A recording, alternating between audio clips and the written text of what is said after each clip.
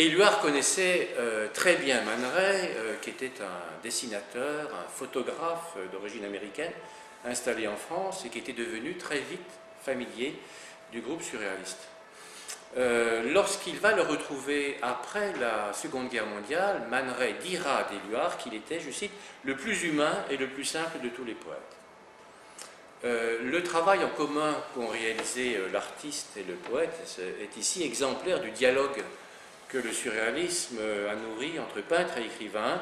Breton, par exemple, a publié un ouvrage de référence sur la peinture surréaliste. La pratique du cadavre exquis, comme il le disait, c'est une création collective, est à la fois graphique et littéraire. Le surréalisme groupe autant de poètes que de peintres. Il y a donc Breton, Éluard, Soupeau, Perret et d'autres. Et il y a d'un autre côté Dali, De Chirico, Ernst et Tanguy. Et Éluard a été sans doute le poète le plus entouré d'amis peintres, en raison sans doute d'affinités qui lui étaient propres. Il a très bien connu Max Ernst, avec lequel il a vécu un certain nombre d'années, en compagnie de Gala. Il a très très bien connu Salvador Dali, et il a été, jusqu'à la fin, un ami intime de Picasso. Pour bien comprendre la spécificité du dialogue qu'entretiennent les dessins et les textes dans les mains libres, il faut ce dialogue le remettre en perspective dans la longue histoire des rapports entre littérature et peinture. Il faut avoir en tête, par exemple, que depuis l'Antiquité, ces deux arts sont appelés deux sœurs, expression qui sera retrouvée à la Renaissance. Savoir que ce dialogue, pendant très longtemps, a été plutôt à sens unique. Ce sont les peintres qui s'inspirent des textes, et notamment dans le grand genre de la peinture d'histoire, peinture d'inspiration littéraire qui puise ses sujets d'abord dans la Bible, puis à partir de la Renaissance, de la mythologie, et plus tardivement dans les textes profanes. Mais, progressivement, et surtout au tournant des XVIIIe et XIXe siècles, la relation s'est inversée lorsque la peinture a revendiqué son autonomie propre par rapport aux sources littéraires, et ça sera tout l'enjeu des révolutions esthétiques qui se sont jouées au milieu du XIXe siècle, à partir du réalisme, et sans d'ailleurs que Baudelaire s'en rende compte, puisqu'il a horreur du réalisme, va s'inventer avec Manet ce que Baudelaire lui-même va nommer déjà la peinture pure, qui porte en elle le germe, bien sûr, de la peinture abstraite. Et c'est justement à cette époque où de nombreux écrivains sont eux-mêmes artistes, plasticiens, Hugo, dessinateur génial, par exemple, Georges Sand, avec ses dendrites, Fromentin également, peintre, orientaliste, à une époque où beaucoup d'écrivains également pratiquent la critique d'art, dans le sillage de Diderot. Par exemple, pour citer presque tous les grands écrivains, Balzac, Stendhal, Théophile Gautier, Baudelaire bien sûr, les Goncourt, Zola, Maupassant, Octave Mirbeau, d'autres encore. C'est à cette époque que les écrivains et surtout les poètes s'inspirent de plus en plus des œuvres picturales.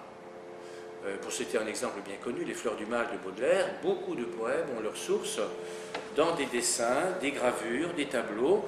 On sait même que la définition de l'esthétique de la modernité qui a été donnée par Baudelaire dans le fameux texte « Le peintre de la vie moderne » lui a été inspiré par un peintre qu'il admirait beaucoup, peintre et dessinateur, Constantin Guis. Et les mains libres se placent très directement dans cette filiation parce que l'écriture poétique s'y invente à partir des propositions graphiques de Man Ray. Pour autant, la chose n'est pas absolument nouvelle, hein. Elle rappelle certaines traditions littéraires antérieures qu'il faut là encore avoir en tête pour bien calibrer les analyses.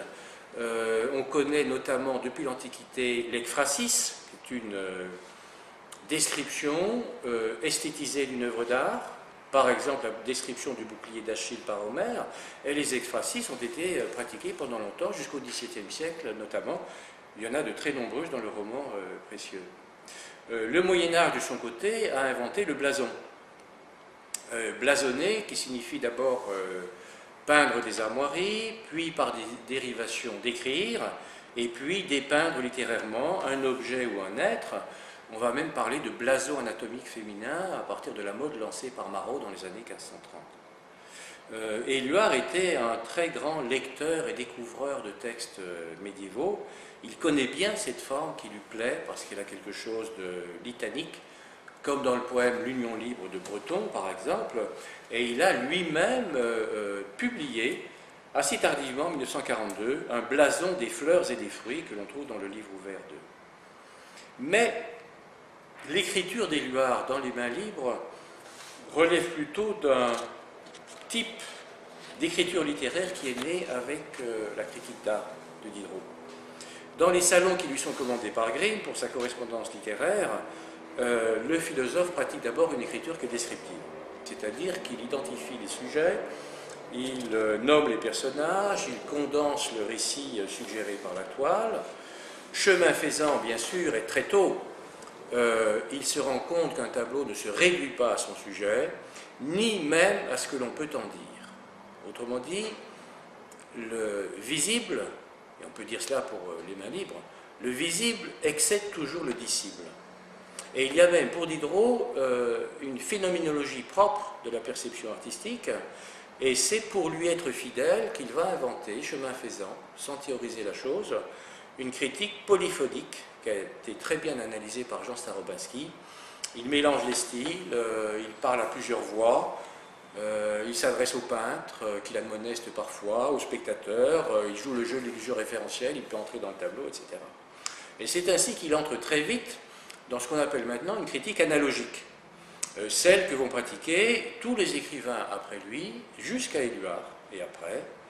Il s'agit de faire du texte littéraire un analogon de l'œuvre plastique, c'est-à-dire de trouver dans les ressources de la langue les moyens de produire par la littérature un effet esthétique équivalent à celui de l'œuvre plastique. Et c'est pour désigner cette pratique particulière qu'à partir de Théophile Gautier, on a parlé de transposition d'art. Le principe sera explicité et formulé très clairement par Baudelaire, très tôt d'ailleurs, dans son salon de 1846, je cite, « Un beau tableau étant la nature réfléchie par un artiste, la critique donc sera ce tableau réfléchi par un esprit intelligent et sensible. Ainsi, le meilleur compte-rendu d'un tableau pourra être un sonnet ou une élégie. » Ici, la référence à des formes poétiques comme le sonnet, l'élégie, montre bien que Baudelaire, intuitivement, perçoit déjà à quel point la critique poétique peut devenir créatrice, à quel point le texte littéraire peut s'émanciper de sa source visuelle tout en tirant son inspiration.